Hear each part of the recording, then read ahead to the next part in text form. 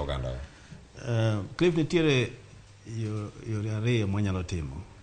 Gima kelo dhier ahinya e utewa kaka oganda en tuo. Kendo tuo nyalo ywayo gimara amora nyaka diek maka dhok. Koro nywa wuoyo gi governor mara Gladys Wanga Nyasuna. Mwawinjore ni gima mondo watim invest e level 1, 2 and 3. Tiende ni tigi nyamrerwa tuoche go yud chon, yath obede health center and dispensaries.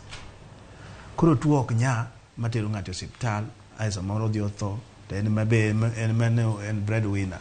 Koro namba achiel no en tuo. Let us address it. En source mar poverty ma hinyo ahinya. Kendo nyathi ok nyal dhi skul nikech gik moko dhi tuo, wach ma tuo no te. Including NIF mabe chiemo no wuoye. Namba 2, tekowa especially ndhiwa, tekowa en pur. To pur gi e manifesto ma japuonj nyocha berdi, God forbid nyok onyal implement. Pur ni japur nyaka bed ni japur bedo gi ng'awo mar pur no. Nitie gimoro maluong ni value addition. Ka puro nyanya, be nitie kama tere, be nitie market, koso nyanja ni en odhi otow ka puro alot the same.